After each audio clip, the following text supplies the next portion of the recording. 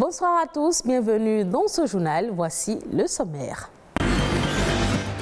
L'élevage de poissons est une activité à laquelle s'adonnent de nombreux Béninois, une activité génératrice de revenus qui permet de combler le déficit de ce produit halieutique très prisé des Béninois.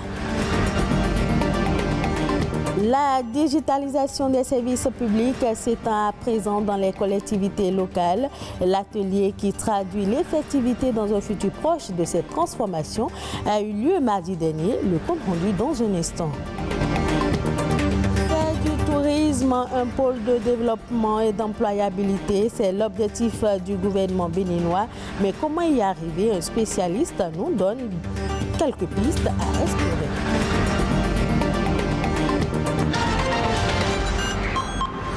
Bienvenue dans cette édition. Le poisson est très prisé des Béninois, mais la demande nationale n'est pas encore couverte. Aujourd'hui, grâce au développement de la pisciculture, le Bénin peut se permettre une lueur d'espoir en matière de satisfaction de la demande de ce produit. Plusieurs Béninois entreprennent dans ce secteur. L'élevage de poissons est surtout un appui au secteur de la pêche. Marcel Toho et Igor Ayosso nous emmènent dans l'univers de la pisciculture au Bénin. La pisciculture désigne l'élevage des poissons. Elle se pratique dans les étangs, dans les rivières, en bordure de mer ou en mode de cage flottante. Le travail n'est pas facile. Ici, nous sommes à l'écloserie des tilapias. Lorsqu'il y a éclosion, on amène les larves ici pour qu'ils puissent digérer la réserve. Lorsqu'ils ont fini de digérer la réserve, ils sont prêts à commencer par s'alimenter. On les transfère dans d'autres bassins et c'est là-bas qu'on leur donne à manger. Pour le commencement, il faut d'abord des personnels qui a une maîtrise de l'eau. Après, maintenant, il te faut des bacs pour débarquer ceux qui vont venir les visiter et ceux qu'on sort. Tous les matins, on vient nourrir les poissons. S'il y a des casses ou des mortalités, on essaie d'enlever ça dans la cage. On a des gens qui produisent des alevins. Habituellement, lorsqu'on a des commandes d'alevins, on utilise la table de tri, on vide les bacs d'alevinage et on compte les alevins pour les livraisons. Mais la véritable difficulté des acteurs dans ce système reste la source de financement. Pour confectionner une cage, il te faut 600 000. Sans les alevins, une seule cage là, il te faut 600 000. Tu ne peux pas venir installer les cages sans que tu n'as pas un moyen de financement. L'élevage de poissons est une activité génératrice de revenus. Plusieurs jeunes entrepreneurs, comme employés dans ce système, jouissent des opportunités que présente le secteur. Moi, spécialement ici, je préfère ça plus que la terre. Surtout le tilapia, c'est ça que les gens consomment en plus. Ce modèle-là, c'est juste pour montrer à la population qu'il est possible que vraiment chacun de nous, dans sa maison, puisse élever des poissons, surtout les silures. Il va sans doute que la pisciculture représente une part importante dans le système économique béninois. Mieux organiser le secteur pour son meilleur développement est gage d'un avenir certain, surtout dans un contexte comme celui du Bénin, où les produits halieutiques se font de plus en plus rares. C'est un secret de polichinelle que le gouvernement accorde du prix au secteur du numérique. La digitalisation des services publics engagés depuis quelques années descend à présent dans les collectivités locales. L'atelier qui traduit l'effectivité dans un futur proche de cette transformation a eu lieu ce mardi à Cotonou. Les travaux qui réunissent les responsables des services d'information des mairies et les cadres du ministère du numérique ont été lancés par les deux ministres des secteurs concernés, Aurélie Adam Soulé-Zoumarou et Raphaël Akotegnon. Le compte rendu avec Marcel Arossi et Benol Djogui. Comme une suite logique de la réforme du secteur de la décentralisation, la transformation numérique de l'administration territoriale arrive pour changer davantage les habitudes dans le sens de la bonne gouvernance. Le présent atelier a pour objectif global de sortir la feuille de route pour l'opérationnalisation de la digitalisation des communes. Il s'agira spécifiquement de préciser le rôle des RSI dans la mise en œuvre de la transformation numérique des communes prônée par le gouvernement, présenter une cartographie des projets numériques en cours et réalisés, présenter le cadre d'accompagnement de la CIN et du ministère du numérique et de la digitalisation dans le processus de transformation numérique, annoncer l'organisation de la CENOM 2022 qui sera centrée sur les communes et les enjeux liés à leur inclusion numérique, recueillir l'expression des besoins des RSI. Au haut niveau, l'enjeu est déjà saisi. Il est clair, nous savons où nous voulons aller, nous voulons faire de notre pays un pays de référence, un pays qui compte, un pays dont on reconnaît la valeur lorsqu'on parle de l'économie numérique.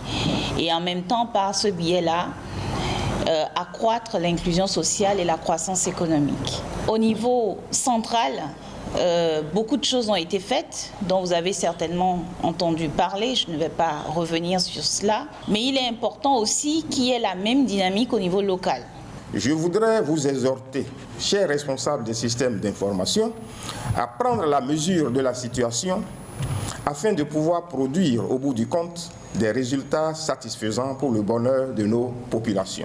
Pour une mise en œuvre efficace, la récente réforme de l'administration territoriale a déjà prévu dans chaque commune un responsable des systèmes d'information, bientôt très utile. La paralysie cérébrale touche 17 millions de personnes dans le monde. C'est la déficience motrice la plus courante chez l'enfant. Ce handicap est causé par des lésions irréversibles sur le cerveau du fœtus ou du nourrisson. La journée mondiale de la paralysie cérébrale est célébrée le 6 octobre de chaque année. La journée a été initiée afin d'expliquer au grand public cette pathologie et ainsi changer le regard porté sur les personnes qui en souffrent. Les initiateurs espèrent aussi développer des projets et trouver des financements pour la recherche. Depuis 2016, le gouvernement béninois s'emploie à faire du tourisme un pôle de développement et d'employabilité. Comment réussir à atteindre cet objectif? Nadine Akogbeto, professionnelle du tourisme, nous explique ici ce que le tourisme interne et comment contribuer à développer le secteur touristique béninois. Ce qui est déplorable pour la majorité des pays émergents tels que le Bénin, l'accent n'est pas mis sur le tourisme interne. Nous n'avons pas pris conscience réellement que la base du développement du tourisme réellement, c'est le tourisme interne. Nous pensons que le plus important, c'est faire venir les étrangers pour visiter notre territoire, pour découvrir notre territoire, alors qu'il faut donner l'exemple. Il faut montrer que nous-mêmes, nous prenons conscience de ce que nous avons, nous connaissons la valeur de nos potentialités, nous connaissons la valeur de nos cultures pour faire venir les étrangers. Donc tout développement part de nous-mêmes. C'est pour dire que le tourisme interne est incontournable. Le tourisme interne aujourd'hui est très très important. C'est la chose la plus importante à faire aujourd'hui pour rêver de meilleurs jours pour le tourisme béninois. Le tourisme interne, ça veut simplement dire de voyager sur le territoire national, c'est-à-dire quitter une commune pour une autre commune pour aller découvrir les merveilles de cette dernière, quitter une ville pour une autre pour aller découvrir les merveilles, les attraits touristiques, les potentialités que nous avons pour son propre plaisir ou pour autre motif. Je tiens à inviter tous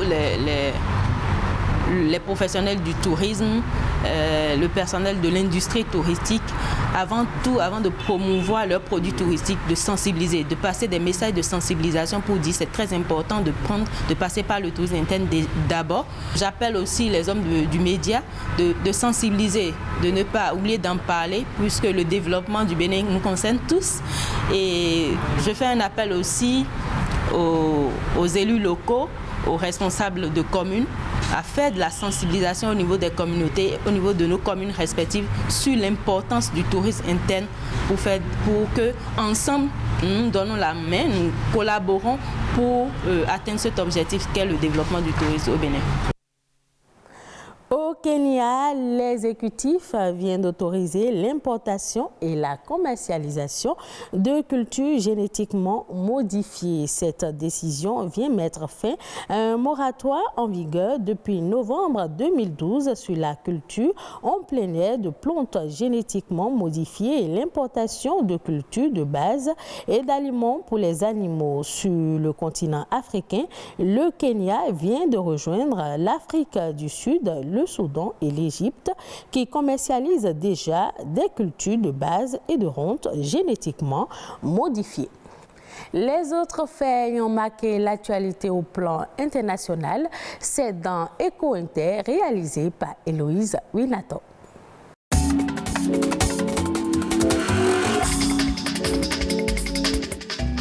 Les pays de l'OPEP se sont réunis ce mercredi à Vienne pour entériner une baisse conséquente de la production et faire remonter les cours du brut. Une perspective qui agite déjà le marché. Un marché saturé avec une offre excédentaire d'environ 1 million de barils par jour. À cela s'ajoute la politique zéro Covid chinoise, la hausse du dollar et les perspectives de récession qui plaident pour un ralentissement de la demande de brut. Le réajustement de la production de pétrole paraît donc inévitable. Pendant ce temps, la flambée des prix du gaz pénalise l'activité des usines européennes énergivores. Conséquence, les industries de la sidérurgie et de la verrerie sont en baisse de forme, 30% depuis l'invasion de l'Ukraine par la Russie. Plusieurs industriels en Europe ont déjà réduit leur production. Certains ont décidé même d'arrêter leurs activités. Comme solution, le plafonnement du prix du gaz au niveau européen est envisagé. Cette idée est soutenue par 15 pays membres de l'UE, dont la France. Mais en attendant, les géants énergétiques affichent des revenus records. Total Energy a annoncé ce jeudi qu'il versera à ses actionnaires un acompte sur dividende exceptionnel de 2,62 milliards d'euros. Le marché du porc est tendu en Chine. Ces derniers mois, les prix ont grimpé 60% du prix normal. Et pourtant, l'empire du milieu est connu pour sa politique de stockage des denrées stratégiques. Le porc en est une et l'État a déjà libéré des réserves de porc congelé, 200 000 tonnes de viande, soit à peine un jour de consommation. Cela n'a donc pas suffi à faire baisser les prix. Enfin, Elon Musk accepte finalement d'acheter Twitter pour mettre fin aux poursuites judiciaires. Début juillet 2022, le patron de Tesla avait mis fin à l'accord de rachat du réseau social d'un montant de 44 milliards de dollars. Le procès intenté par Twitter pour forcer Elon Musk à honorer sa promesse de rachat, prévue pour le 17 octobre, n'aura donc pas lieu. L'homme d'affaires accusait Twitter d'avoir menti sur le nombre de faux comptes parmi ses utilisateurs. Mais de son côté, Twitter a toujours reconnu que 5% de ses utilisateurs étaient des robots.